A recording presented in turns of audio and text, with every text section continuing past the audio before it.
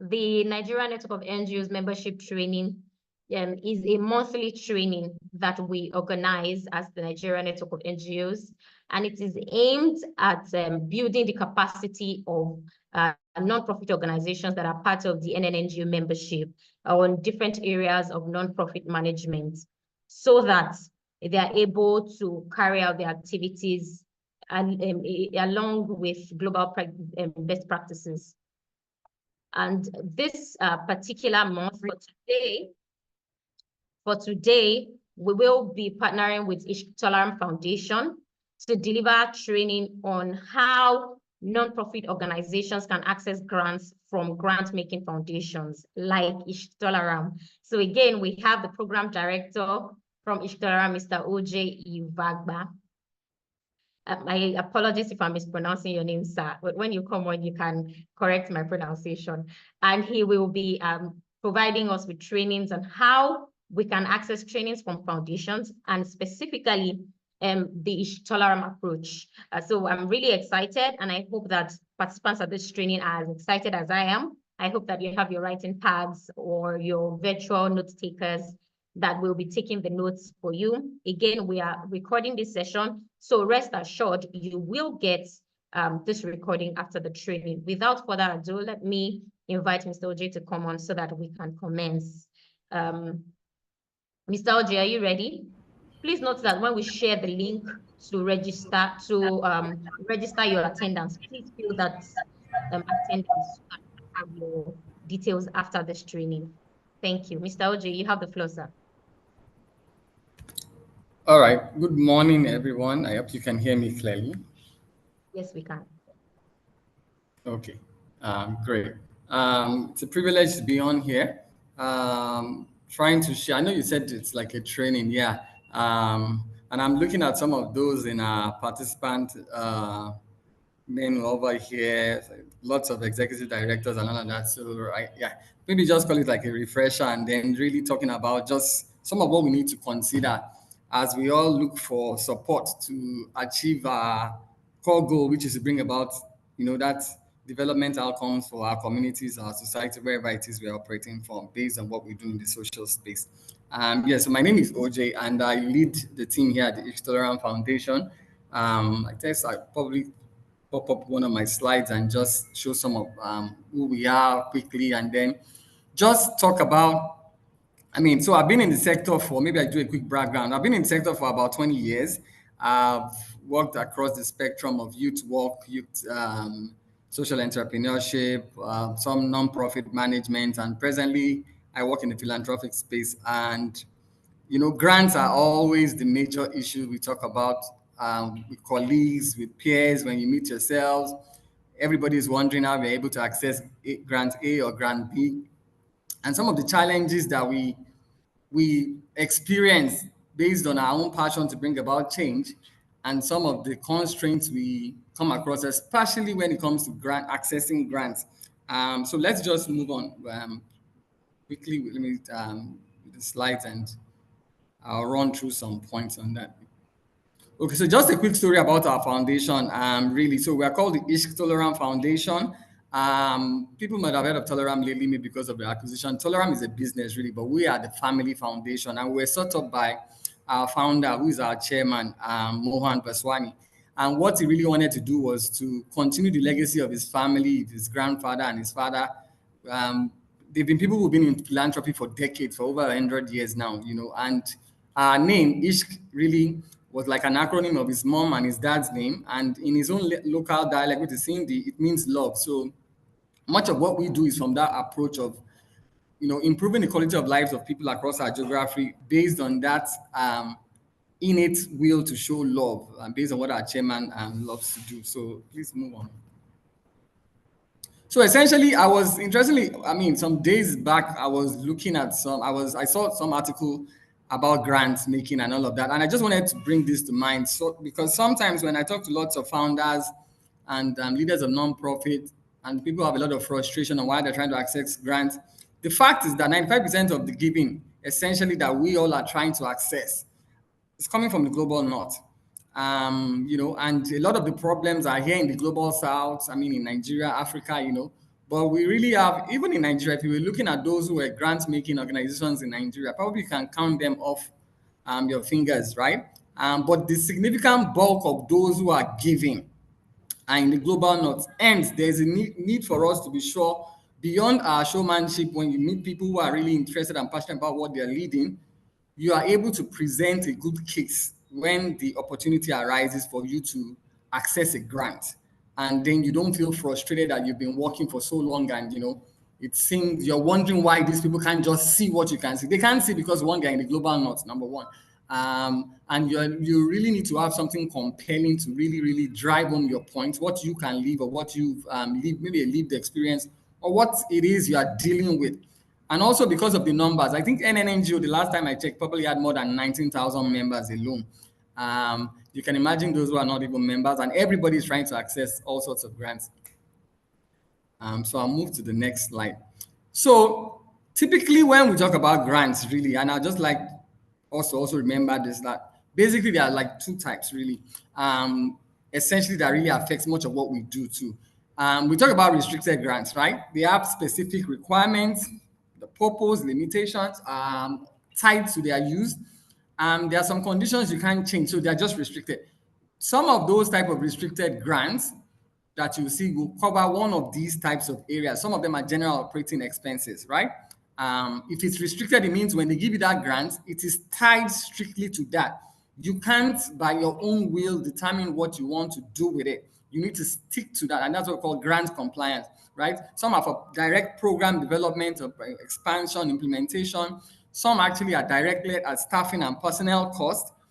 Some really overhead and administrative expenses, some for capacity building and infrastructure development.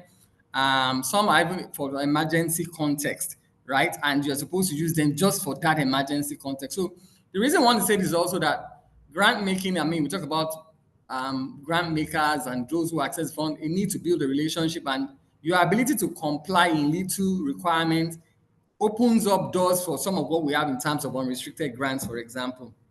And with unrestricted grants, what we look at here is the grants where organizations who give out this funding are so comfortable with you as an individual or as an organization that they are able to give you grants that you determine how you apply the grants, right?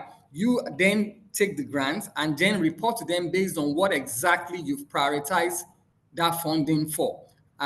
You don't find this, I mean, it's quite often, really, right?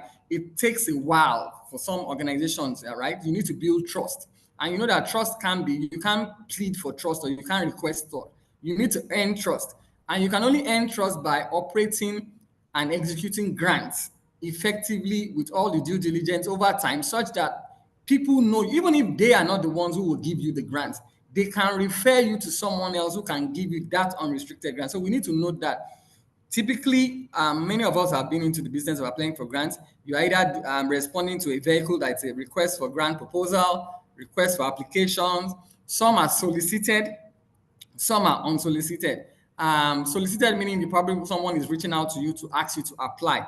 Unsolicited means some organizations are open. If you go on the grantee site, they will be open to people sending in good applications for their own consideration, right? And then you can explore some of such. Some are also invitation based, right? People just reach out to you, and sometimes it's based on referrals. People just reach out to you and ask you to apply, right? Based on the work you are doing in a specific field and based on their own interest also. So this I just wanted to also talk about quickly. It's the reality of what the ecosystem looks like, really. Now, what we want to talk about really, and this is where the crux should be before I talk about then what we do at our own foundation, is a lot of people are passionate. We know a lot of people have been doing things for over decades, right? With personal resources, with their limited funding within their own network, but the readiness to, we call it the readiness to absorb this funding that you want so much. It's one thing to want it. It's another thing to have the organizational capacity to absorb what you say you are wanting. Some of these are affected or hindered by one of these types of points we have up there. So we start off with the registration, for example. A number of social good causes start as an initiative, right? Some level of registration, and we've been operating. What we see is that you're able to access personal funds. You're able to access funds from your network, immediate network, you're able to access funds from some people to a particular cap. When I mean cap, I mean limitation, such that as you go on, then you need to also possibly consider how you are registered, the status, your actual status, right? Are you registered as a non-profit? Typically, you are tax exempt. And then some other things, are you doing some filings regularly? So your registration is very, very key. If you're not registered, for example, you can't access certain grants, no matter how good your story is or your benefit is to any community, right?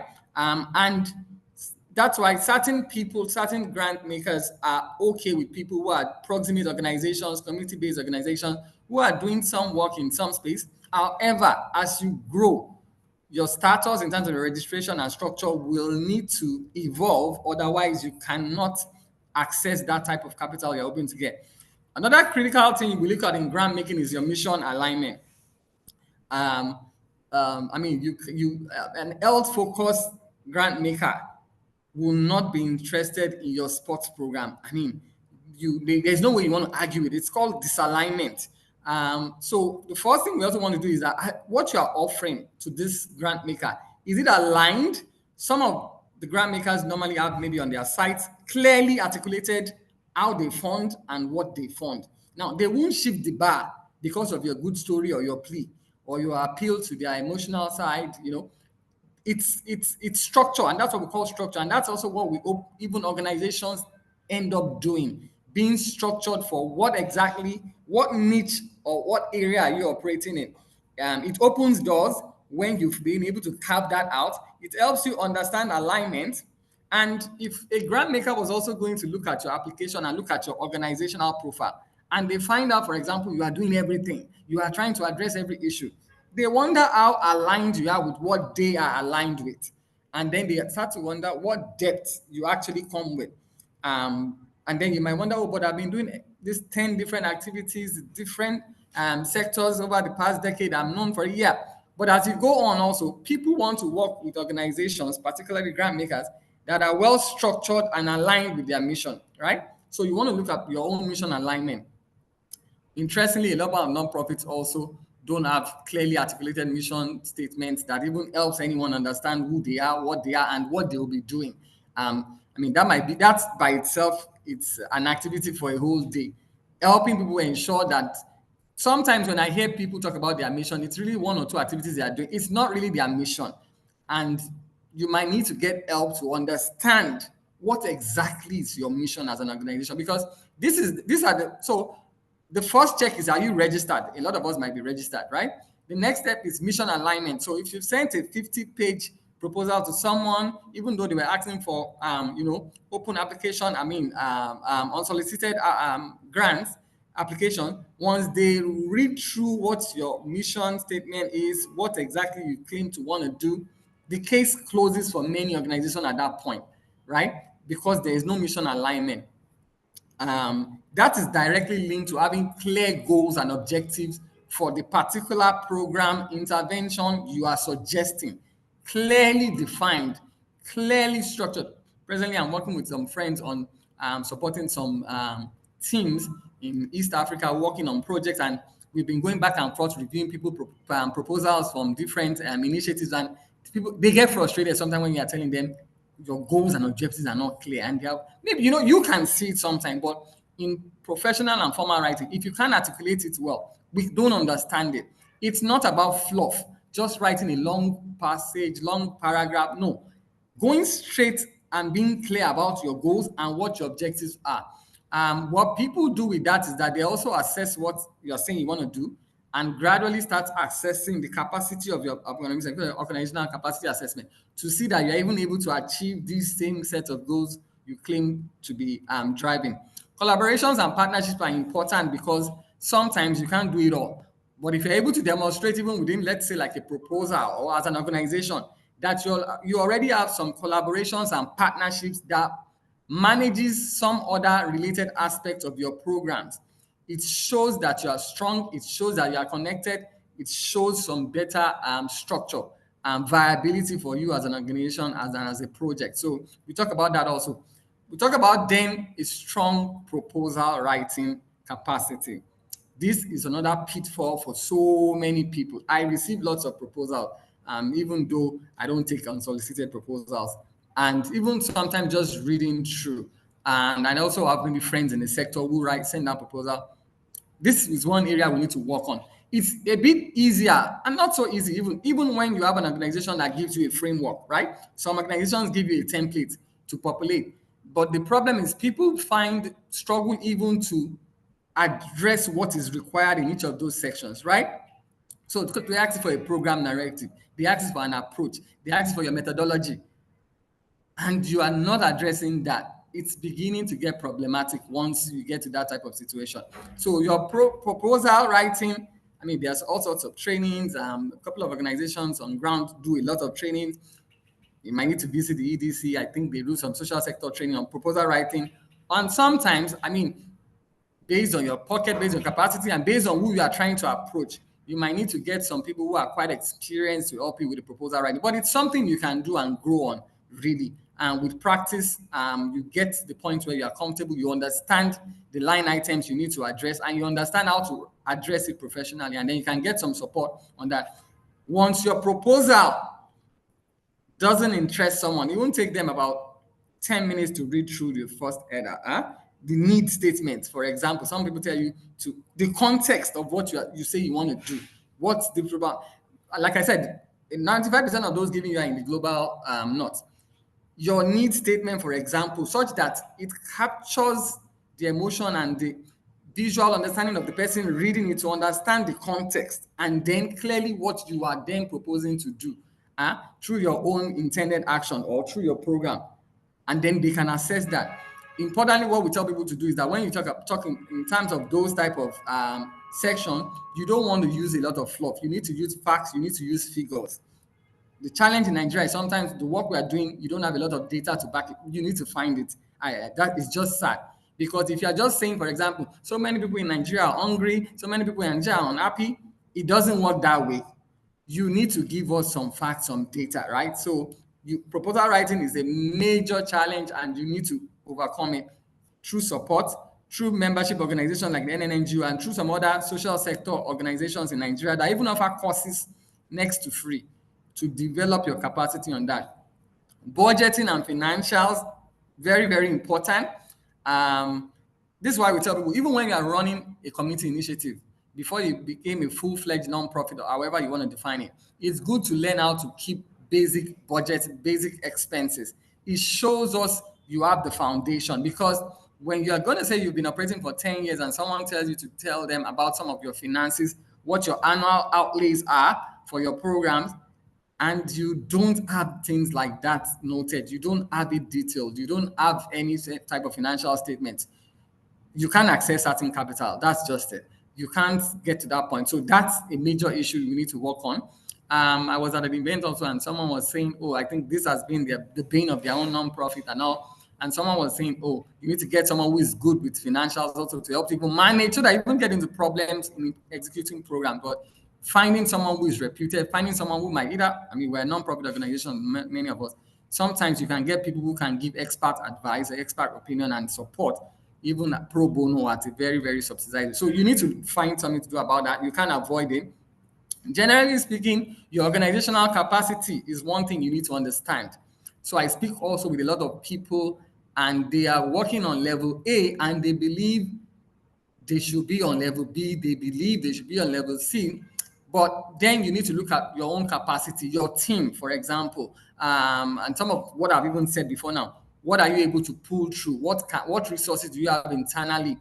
What can you deliver on? A number of persons sometimes in proposals, I mean, I've seen a proposal before, someone asked for, 7 digits, hundreds of millions, and the present budget cap they've operated was less than a couple hundred of thousands, but they are suddenly wanting to scale. Immediately, you lose interest of it, because it shows you're probably not too sure of what you're even talking about. Ability to access that funding based on your organizational capacity. How are you structured? What's your team size? What's the capacity required for this? And when I talk about the log frame, maybe at that point I might hint on this again. you need to be able to demonstrate sufficient capacity to manage the fund. Grant making is really a trust-based process. So your organizational capacity, the systems and structures you have in place, how you are structured, financial probity, all of that will come to play when people are assessing you for organizational capacity to access funding. Definitely the evaluation plan. So people also say this a lot. We use this, I tell people a lot.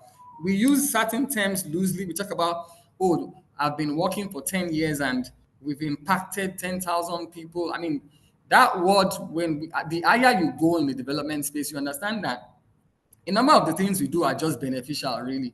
In terms of the word impact, I mean, yes, literally people use the word impact, but when we look about it, talk about it closely in the development space, we really are talking about something that we can demonstrate to a large extent scientifically, such that impact is not what many of us say it is. And when I talk about the logic framework, I also talk about that much of what many of us have are just some benefits, some positive benefits of our program, some good outcomes of our program. But that type of big scale impact we talk about often in proposals, the way we present it, when we look closer at it, it's really not as substantial as we assume it is. The goal for us is to always have a plan of evaluation plan that measures our outputs, our outcomes, and intermediate impact as we grow.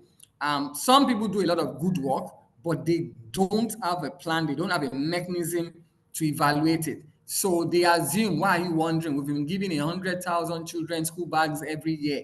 Is that not good enough for anyone to assess? No, you need to have a plan deeper than that. That's just an output, right? And I'll talk about that later. And this limits a lot of people and it causes frustration. I talk to lots of founders and they're like, oh, look at the good work we're doing. Look at all the pictures we are we recognize that, but beyond that, you need to understand it goes beyond just the output. It goes even beyond sometimes the intermediate outcomes to some social impact, long-term impact that people are interested in, and then they invest in you to see you get there.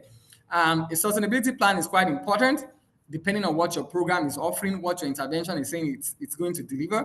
I'd like to quickly say, I usually advise founders, ensure that sustainability it's like the DNA of your organization.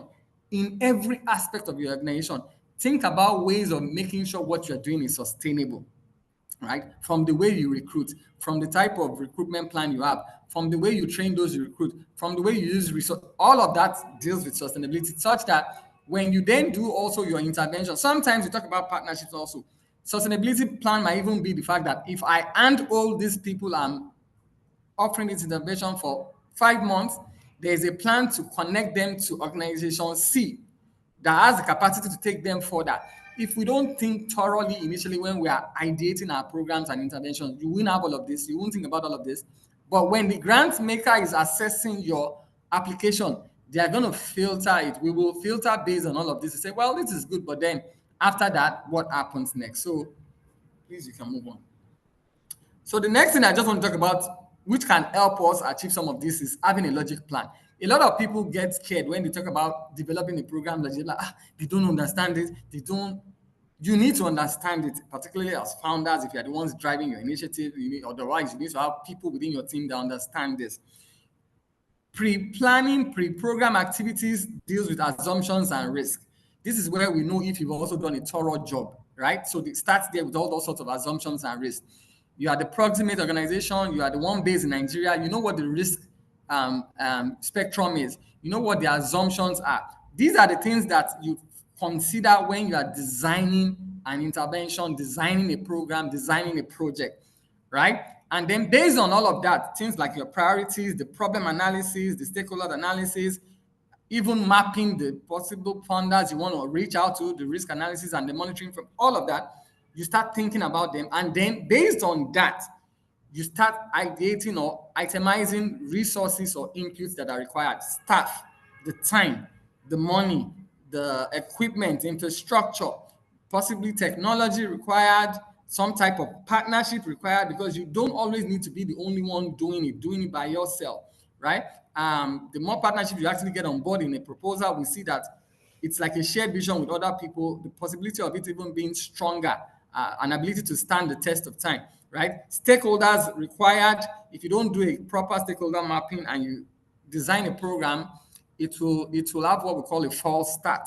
You start and then you have a comma at some point because you didn't do the due diligence. You might just have been passionate about doing something and you didn't do a lot of clarity before getting started. So that's what you have at the input level, right? We call all of that planned work, input and activities. Now, the next thing is that workshop you want to do, that meeting, that convening, right?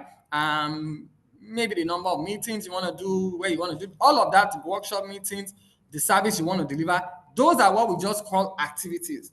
Now, what we notice with a lot of organizations is that at this point, some people already assume this is already like even some outcomes, so to speak. And this is the impact. So they'll be saying, we've done 55 workshops. 55 workshops. So the question is, so what? Right? We've held 5,000 meetings already, right? So what?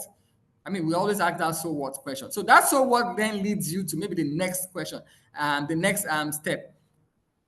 And even if we were filtering based on what maybe you presented in the proposal, and maybe you said, yes, you have some indicators tied even to your activities. Let's say you were going to conduct 15 workshops and you were unable to conduct 15 workshops. That's what we call early triggers. So we start knowing already, oh, maybe this person is not online. Plan for 15, was only able to deliver 10. That will have an implication on your eventual outcomes and your strategic outcomes or your impact, right? So activity level task, then you move on to outputs. Based on that workshop, how many people did you reach? How many people were impacted by your program? How many people benefited from it? And all of that. That's what we call outcomes, right? Output, sorry, at that level. Now, with your output, it's good, but the journey doesn't end here. For a number of organizations, we see that this is where their intervention really ends, right? They've trained 150 youths, they've trained 1,000 women in this community and all of that on that. Because their systems are also flawed, they don't even have sometimes you've even done a lot of the work, but you don't have the tools to present the work or the benefit of the work you've done, meaning some of your M&E processes. Just saying you've trained 150, so what?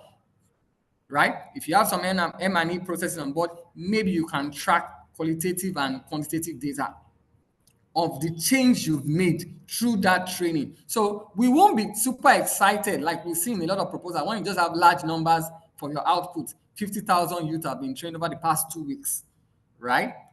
Okay, so what's the outcome? The next thing, what's the outcome? Was your program designed to heighten awareness? Some programs that are just really designed to just create heightened awareness. So we can, in terms of knowledge, we can put it on a spectrum. Some is just to provide you heightened awareness. Some is to provide you what we call actionable knowledge, right? And then some is actually to provide people with some level of expertise so that they themselves can run. You need to determine from the get-go, what exactly are you promising that your program, right, that this grant proposal you've submitted, what can it achieve? We'll be looking at the outcomes, right? Short term to medium term, 1 to 3 years, 4 to 6 years, depending. People are interested in that. Sometimes these are outcomes even beyond your own direct intervention, but you might have a way of tracking it, right? To also demonstrate 2 years from our training and based on the support and tools we give to young persons or disabled people, whoever it is you're working with, we expect to see them at this point. Then you will need to have mechanisms to track it. And a grant maker will be interested in those outcomes, not just your activities, not just your goodwill, not just the enormous problem on ground, which everybody knows. They are really bothered about the outcomes. And then beyond outcomes, how are we able to demonstrate that these outcomes lead to some impact? So you can see what we even have here. Impact here is talking sometimes 7 to 10 years, right? It takes a lot of funding to even do a lot of impact assessment for programs or interventions done by organizations. But many grant makers are even bothered about your outcomes, which we find out that sometimes, because we've not done a lot of due diligence, many of our organizations are not paying enough attention to that. While they can, are not putting a lot of energy into that. And that's the problem. But one thing I want to say is that please, we all need to understand how to have a logic flow of our program theory of change, our program's logic model, which when anyone looks at, they can understand where you are starting from and where you are going to. It helps save a lot of headache, and it helps even those who are designing the program to understand what they truly need to focus on, right? For example, people struggle. Once you start understanding the difference between activities and outputs and outcomes, it helps you do the thorough work required to ensure your proposal has a better chance of being, accessed or given a green light for a go funding. I don't know if I'm supposed to be taking questions. I'm just supposed to talk though. Um, maybe I might just do a quick alt in case I don't. I would want to take that before I then start talking about Tolerant Foundation's grant making approach, and then maybe I'll then take the general call feedback at the end or questions we might get. So, okay, yeah. Thank you so much, sir. Yeah, because I've been talking a lot. I don't know how that's gone so far. Thank you so much, Mr. OJ. Well, you were supposed to finish your presentation and then we'll take a few questions from me and a few questions from participants. All right. However, sir, I believe that you're actually on the right track because my first question was going to be that you tell us a bit about the Tolerant grant making approach. So the approach of Tolerant to granting. Okay. That was going to be my first question. So please go ahead, sir. All right. Thank you so much. So Tolerant Foundation, so when we say ITF, it's not the industrial training fund. Sometimes people confuse. So it's Tolerant Foundation Grant Making Approach, ITF. So we have two types of grants. Two things importantly. First of all, our focus area in Nigeria, skilling and health.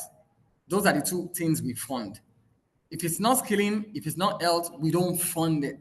So no matter how good your proposal is, for example, we won't be looking at it. So those are the two areas we focus on. Then we have what we call our main grants, and then we have a model which we call a compassion fund. And we call it a compassion fund. I'll start with the compassion fund. So the compassion fund really is I won't call it a less strategic grant making approach, which really seeks to support budding organizations who might not be able to, meet the typical grant access requirements. So if your organization is you still need to be structured, you've been making some type of, definitely positive outcomes through your program, which you can demonstrate. We give the compassion fund to that to really support the good work being done by those type of CBOs, community-based organization, if it's within skilling, right? We do skilling and health in Nigeria. However, I'll quickly talk about our health programs. A lot of our health programs presently, we've restructured the way our approach to impact making in Nigeria regarding health. So what we're doing is focusing on assistive technologies. So we are setting up initiatives. We have a limb center here at my office in Yaba, where we give free prosthetic limbs to amputees across Nigeria, wherever in Nigeria. We also just recently opened an hearing center in January. For people who have hearing difficulties and hearing losses, that will support them next to free. It's a next to free service to help support their hearing restoration. Right here, also at the center in Yaba. That's what we do on health. In previous years, we used to give grants also through health. We funded a couple of organizations, both local, both international, working in diverse health spaces here in Nigeria. However, for health, what we still have a pause for is the compassion fund. So we might still be supporting some health organizations based in the community, doing some maternal health issues, some sexual reproductive health issues, at that low level. It comes with a cap typically of what we can fund with that, but we call it a compassion fund. So that we have for health. However, for skills development, we still have our main grants and we have the compassion fund also. Our main grants provide much more opportunity for funding based on the ability of these organizations to access this funding, right? And for the main grants, the main requirement is that we need it to be in operation for about 2 years at least. You have to have a proven track record of demonstrating results in the proposed skilling program you are preferring to us for funding with evidence, right? Reports for what your organization has done. The program really should be around youth skilling with employability potential. I'd like to stress this. A lot of skilling programs are good, but not everything that is good is expedient.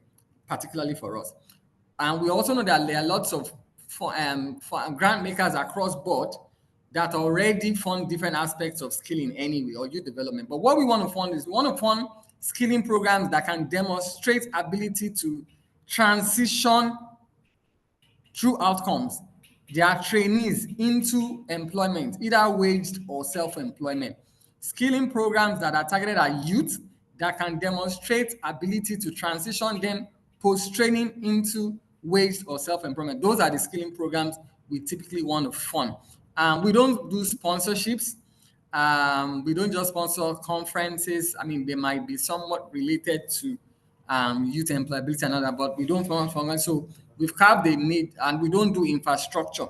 We've carved a niche for ourselves to say we want to really focus on programmatic grant making tied at initiatives, ideas, and all that can transition unemployed youth, not undergraduates, not youth in transition, unemployed youth to employability. So that's what we focus on really at the foundation. And these are the steps we have. Typically, when we, like I said, we've not taken unsolicited grants in the past. What we've done is to do a direct invitation by researching organizations and what they're doing. But now we're trying to open up more possibilities by actually doing call for applications, which we'll talk about at the end, to open up to other organizations who can actually apply, right? So we're opening up that. And what we normally will ask for initially is a concept note, right? As some of us might be aware, concept note really is not a full-fledged proposal. It tells us basically succinctly who you are, what you're trying to work on. It gives us those high-level details for us to see if this flies with us, and then we can then request for a full-fledged proposal. We have a proposal template, so that makes it a bit easier for some people sometimes who struggle with how to even just articulate what they want to articulate. And then we send the proposal. If your concept note passes, gets a go, it moves to the next point where we ask for a full-fledged proposal. When we get a full-fledged proposal, we work with you on it just to revise what you have on it and all of that. And once we are fine with that, we give you a grant, making template for you to complete. That's some other details you need to complete, and then we get an approval for that, and then we commence the program. So that's just a quick step on how we run grants at the foundation. Yeah, I can see some questions. Oh, great. Thank you, sir. I was just going to say we go through the chat and pick some questions. Pick some, yes, please. Oh, great. So would you prefer I read them, or would you just go through them? Yes, please. If you can read them, that would be great. Okay, so the first question is from Samira, and it says, in terms of writing a grant, must it be words or can infographics be included? The second question is, do you consider WASH to be health sector or strictly in whole healthcare? So those are two questions from Samira. So, I mean, if you want to add infographics at some places, fine, add your infographics. Except you've been given a clear-cut template, right? If you've been given a clear-cut template, you probably just want to stick with what you've been given. There's a lot of narrative you need to respond to, right? So infographics, particularly infographics in the program proposal, maybe some sections, maybe for instance, like I started, but you probably want to be minimal with it, because grant proposals also have a limitation in terms of space. We don't want a 600-page document, But then let's say when you were talking about your need, for example, if you do have some great infographics that can help you, visualize that story you're saying, but you still have to have a narrative, definitely. So it won't just be all sorts of infographics. That might be best for some type of reporting afterwards. Some people actually like that, right? So you want to be careful. And then some grant makers are conservative. Some of these you also want to try to find out such that you present what is required. And at some point too, when you have the opportunity, you know what you can play around with. Yeah. And then instead WASH. I mean, for WASH, for compassion grants for health, it falls under health, really. Yeah.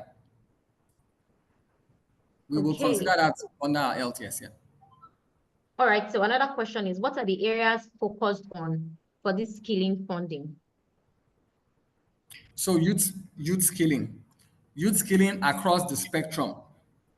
training programs that can equip youth with requisite skills to transition them into waged or self-employment. We are quite open. We do IT. I've funded on IT. I've funded some engineering type course training. Yeah, we do that with it. And maybe I say this because some people might know us and wonder maybe what they've heard. So we have a vehicle called Skills Hub. Skills Hub is one of the ways through which we design co-create programs, and those are limited to vocational training. So that is not through a grant making approach. But with grants, we fund other areas that we do not cover under the vocational vehicle that we co-create with partners, right? So for grants, if it's a program that can train youth, unemployed youth, to acquire skills and transition into livelihood, wage or self-employed, we'll be happy to consider it. Okay, so another question is asking if the health grants cover non-communicable diseases like hypertension and diabetes management. So, like I said, for health, we've limited it now to compassion funds, right? It's a case-by-case approach based on what exactly it is you want to do and what you want to offer to them. Who are these target beneficiaries that you want to offer this program, this intervention to, and what is that intervention? It's really quite wide. There's no cap to it to say, oh, maybe I'm working on maternal mortality, maybe I'm working on, it's health for health. So based on what we receive, we assess that and see if it's a go for the compassion front. Yeah. Oh, great. Do compassion fund cover maternal health? And how can one access that? So for compassion fund, we normally get people reach out to us, right? We've also in the past even tried to reach out to organizations, but within the year we could take up application. Maybe at the end, maybe to share some link where you could send a speculative application for that, and we review that and respond to those we want to offer. Like I said, the compassion fund. Yeah. Okay, this is a very good question here. What is your grant window, and what are the maximum and minimum amounts you award per project? This is a specific one. Okay, so we are going to do a grant call where we're going to have that. Like I said, we've been doing only solicited grant making for some time. Now we want to explore that opportunity of opening it up, maybe having a grant cap thereabouts for organizations based on ability to access the funding. We'll have a grant call where we're going to detail that. But that's really what we want to do through that grant call. So please look out for our grant call, and we'll be sharing it with you also, the NNNG, so you can have every other member see that. We'll be having all of those details on the call that we issue out pretty soon. Oh, great. Do you accept application from all parts of the country, or is it location specific? Thanks. So a number of, because we're based in Lagos, a number of applications so far have been largely in Lagos, right? Lagos is also, because of the spectrum of issues we have here, the population and all. However, we are also looking to possibilities of expanding outside of Lagos. So presently it's Lagos. However, when we do have that grant call, based on some of our ongoing activity, we might be able to expand to some points across the region outside of Lagos. That's the goal of what we're trying to do, so that we can start connecting with organizations that are reputed in some of those other states, that we can fund and explore possibilities with them. Yeah. Great. This question is, will you fund a program for skilling for women, widows and indigent women? So we have a cap. So for example, I probably might look at that in some compassion way. So that maybe possibly a compassion fund. But like I said, the program we focus on target youth skilling. Youth, I think it's still 18 to 35. I don't know if the government has increased the age limit, but we are focused really on youth skilling, right? But the compassion fund, like I said, might be a fund that is really reaching out beyond that spectrum. But for our main grants, it's focused on youth skilling. Okay. So what kind of training projects for youth skilling are you most keen to fund?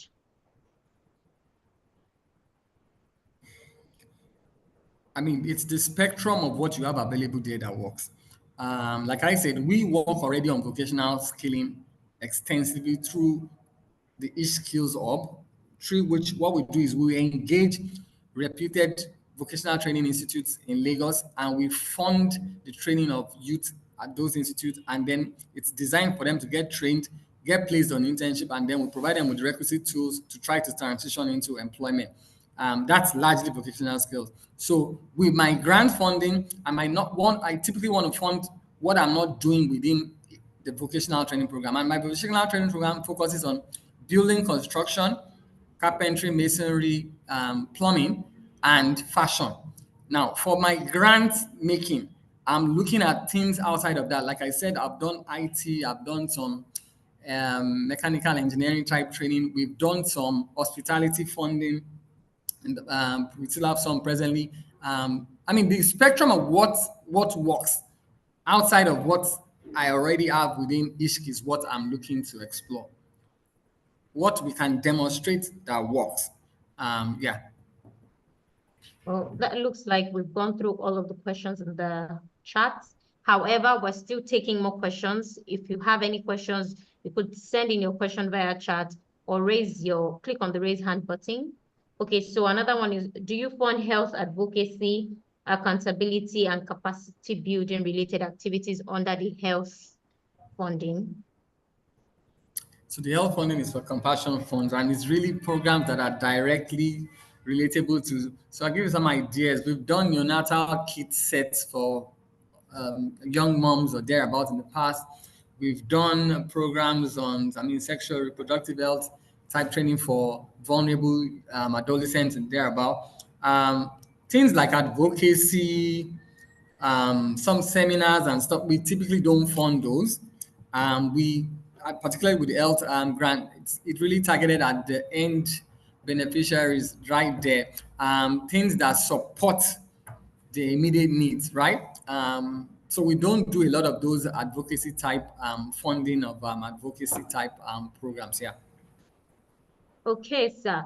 So my question is, what are the most common mistakes you see in a grant proposal? What are the things that you wish wouldn't be in proposals that you have to review, but you keep seeing them? Number of things. First, the the presentation of the whole content is not professional. One, that knocks off the interest of so many people, right? How is this structured? Then, it is not specific. It is vague.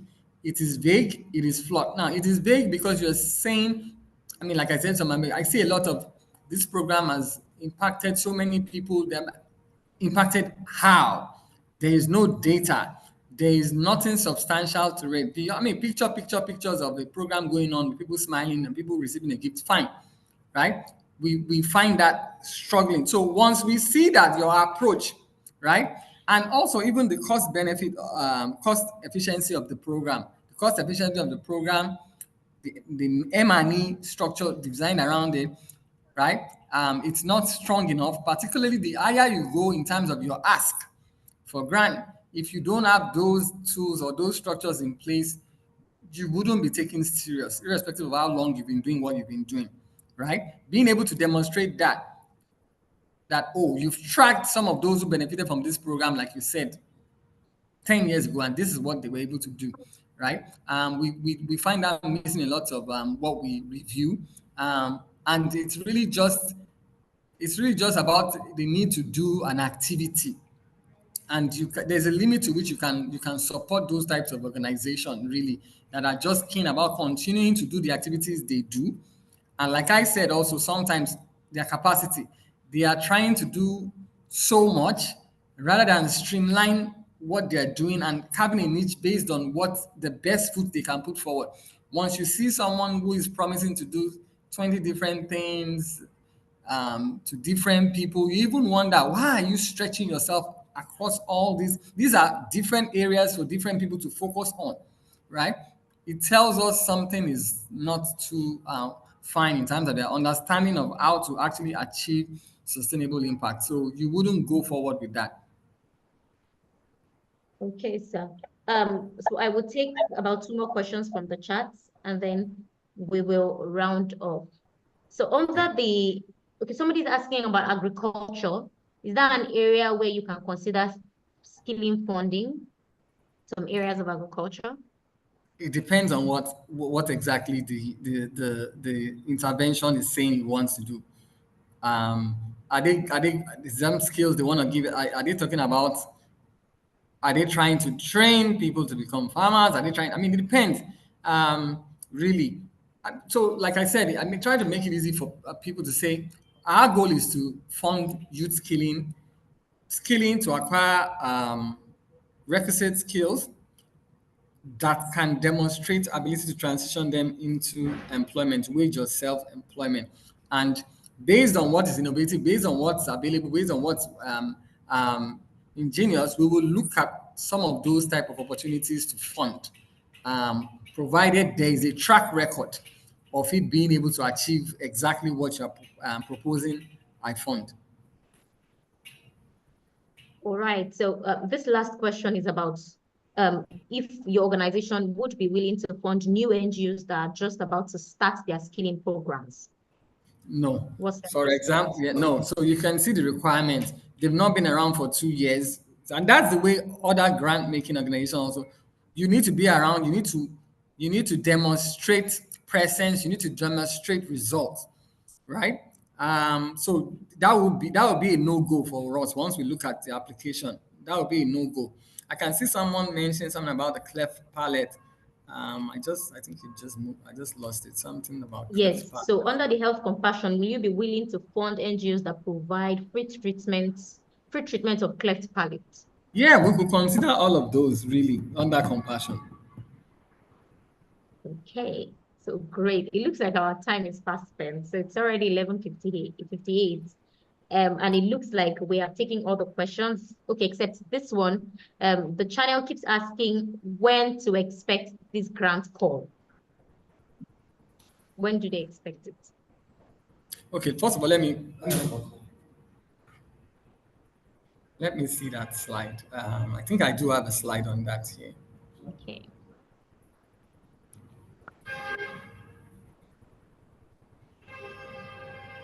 Okay, so I'm Abiola in here. Yes, so the goal we had was to have this. Can everybody hear me? Yes, we can. Please go ahead. Okay, thank you. So our goal is to share our experience and expertise in terms of grants application, grant writing to participants on this call. And like we had, shared with NNNGO, we are opening up a call for people to apply, people who fall under our focus area, which is skilling and healthcare. And OJ has been talking about and taking questions around our approach and areas we fund and areas and what we can do. So for those on this call, if you have identified that you have a strong program that can demonstrate impact, you're registered over more than 2 years ago, and so you can apply. The link is currently being projected, and I'm going to also share this flyer and link with Oyindamola will share it also on the NNNGO platform later on. So, but then for those on the call, you can just screen grab right now, and the link is on the screen, and then you can apply. So, I mean, the application form will ask you some questions, some things about your program, your organization we want to know about, and then the deadline for these is the 13th of September. So we have there about a month to get your applications in. All right. So Irrespective of your kind of program, I mean, OJ have differentiated that we have a main grant, which we are going to really be doing through skilling. And then with healthcare, because of our healthcare is really around assistive technology, we're not funding some kind of programs, but we can still consider some things under compassion fund. So whatever it is, even if it's healthcare, you can still use the same link to apply. And then would know, I mean, we'll be able to categorize those who fall under the compassion fund and then the main fund. Typically, we'll take conversation from here after. So by the time you apply, let me just explain. By the time you apply, it will be reviewed internally, and then those who qualify to proceed to the next stage will be contacted for further details. Thank you very much. If you have any specific question, you can ask. Thank you. Thank you, Abiola. Thank you for quickly jumping in and doing this. So we can take questions for Abiola for the next 5 to 10 minutes. If you have any specific questions about what Abiola has just spoken about, please indicate. We can call you up, or you can send your question in the chat if you prefer, so that Abiola can quickly provide any clarifications that you may require and provide any answers that you may need. This is, I believe, the official launching of the call. Am I right, Abiola? Yes, So exactly. after this, we will continue to it's open share right now, and just after now, you can begin to apply. Yeah. Okay, so somebody is asking, are you likely to expand granting to other states? So like I just shared, I think someone asked earlier, I mean, we're really focusing in Lagos. Well, of course, we are present in Lagos. However, we are gradually considering opportunities outside of Lagos. So if you are outside of Lagos, you could still apply, and then we'll see what the program looks like, and then we'll see if it's something we can do. Yeah. So I encourage them to apply. Okay. Okay. So kindly apply if you're not in Lagos and you have something that fits what Ishtoleram is looking to fund. It could still be considered. The person asking about the link is right on the screen. However, you will still get information about these grants after this call, so not to worry. However, if you desperately need it right now, simply copy it on the screen right now. It's on the screen. Another question is tip to integrate health into your program and also climate change as a component for skilling in agriculture. I'm not sure if that's a question or a comment from Madam Samira. I believe it's a comment. So she's advising. If there are no other questions, Abiola is always available to answer your questions. You can send questions that you have for him after this call, if you think of something after. So again, the question about those that are not based in Lagos, Abiola just mentioned that he's encouraging you to apply. So apply if you're not based in Lagos, but you have something that you feel fits into what Ishtoleram is looking to fund. Kindly apply. It could still be considered if they look at it and they think that it is very good and they cannot pass up on it. So regardless of whether you're in Lagos or not, kindly apply. Okay, Madam Farouk, I understand it's a comment. If you have any other question after this training, you can send it to us at Nigeria Network of NGOs, and we will pass it along to Abiola or Mr. OJ. Or you can simply send to Abiola at ishtoleram.com. His email address is on the screen, and he will respond to you. If we have no other question, oh, how much is the funding? Abiola, can you answer? How much is the funding? Okay, so typically, right, if we don't kind of give like an amount. So typically we ask people to apply. I mean, you know your program well, you know what it costs to be able to run. So you can send your proposal, of course, you can. So in this form, there's a place where we ask you to attach your financial proposal, your budget. So we would see what you're asking for, and then we'll see, and then so but essentially what's important to us is the idea and the program and the impact we're able to drive. If it's even above our cap, for example, I mean, we come to you and see what we can do, right? So that's so, but typically, we don't like to give a cap really, because it's flexible. I don't know if you get what I'm trying to say. Yeah. Yes. So it's flexible. Just apply. Let them see your budget, and they're willing to fund as soon as they see it and they can verify that it's something that they are willing to work with. So just apply, kindly apply. Thank you all so much for being a part of this webinar. It's really been exciting. I'd like to say a very, very, very big thank you to Abiola from Ishtolaram and Mr. OJ. Thank you, sir, for the time that it took you to put together this presentation. I know that I learned a lot. I have been jotting since it started. Thank you, sir. I learned a lot. And thank you, Abiola, for reaching out so that we can put this together. It's been a huge pleasure to have you all come. Thank you again to the participants for being a part and for making it as interactive as possible. Yes, indeed, you will get the recording. I'm hoping that Abiola will be sharing the PowerPoint presentation with me so that I can also share with participants. Again, we will get all the information about the grants so that we can share from our end as Nigeria Network of NGOs, so not to worry. I enjoin you all to kindly fill the attendance. It helps us keep track. My colleague will be sending the link again to the chat. It helps us keep track of participants that actually attended the training, because we have over 200 people that actually filled the registration form.